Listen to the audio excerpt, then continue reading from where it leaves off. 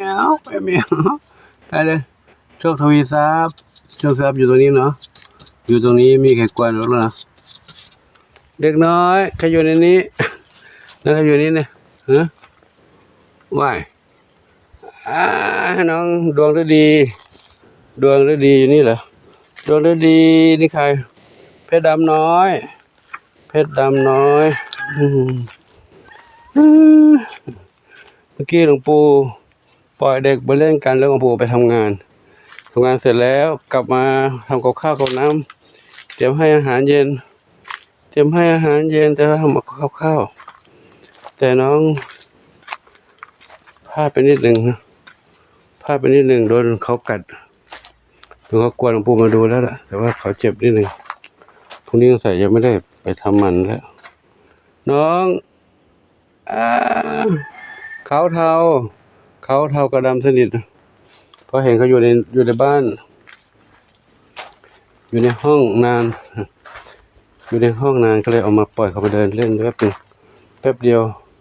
โดนเขากวนเขากัดเอาเลยนะไม่3-4 วันเนี่ยพวกนี้ไปทำหมันอยู่แล้วก็เลยอยู่ในนี้ดูก่อนดูดิเป็นไงบ้างลูกดีขึ้นยังดูดิโอ้ย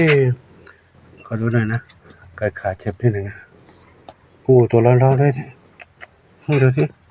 เป็นไข้เหรอเดี๋ยวเป็นไข้เหรอ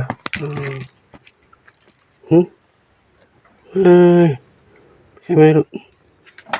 โอ้เดี๋ยวปู่ให้กินอาหารด้วยนะอาหารหมดแล้วลูกไม่มีอาหารกินลูกเดี๋ยวปู่รอแป๊บนึงนะข้าวไม่สุกนะไม่สุกเนื้ออร่อยนี่ก่อนนะเอาแล้วนะไม่ออกไปแล้วเดี๋ยวออกไปเขากัดกวนกันโอ้ปิดไว้ก่อนลูกน้องอะไรลูกน้องอะไรหนึ่งเดียวกับแม่เนาะแม่อยู่นี่แม่นี่ก็ปล่อยมาอยู่ในห้องอยู่ในบ้านเขาอึดอัดเขางอแงกวนปล่อยอยู่ข้างนอกนี่แหละแม่ดำหนวดกับน้องเล็กคืออะไรน้องเล็กคือสามสี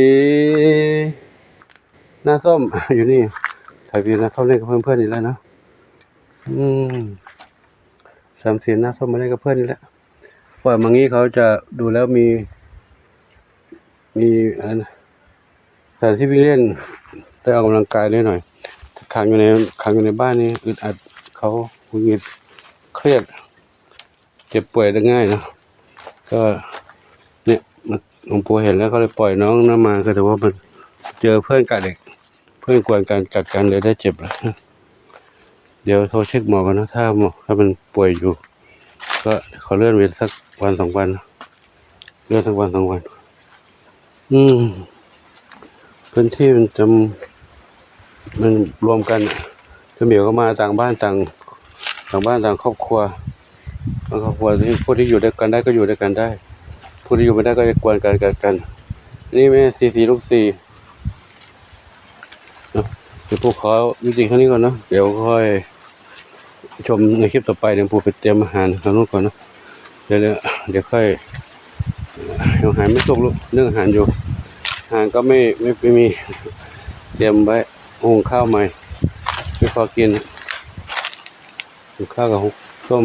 นึ่งไก่นะก็ขอโมทนาสาธุกับทุกท่านเนาะ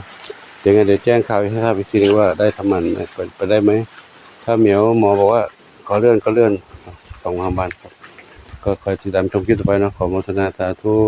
อายุวันโนสุขังพลังเจ้าปุยฝ้ายน้องปุยฝ้ายหลังดีอยู่นี่เนี่ยรุดนะมาให้ออกแล้วเอากันกวนกันนะกวนน้ำเพชรเหมือนกันแหละน้ำเพชรอยู่ในกระโดดแล้วนะเพชรก็รอเหมือนกันเนาะเราทำมันแต่ให้ออกมานะให้ออกกัดกันบ้างเลยเนี่ยเจ้าดิบุญชัยนี่แหละกัดเขาที่บุญชัยนี่ไปกัดน้องนั่นน่ะน้อง3 สีนวลนะเจ็บเลยเพื่อนได้เจ็บเลยเห็นไหม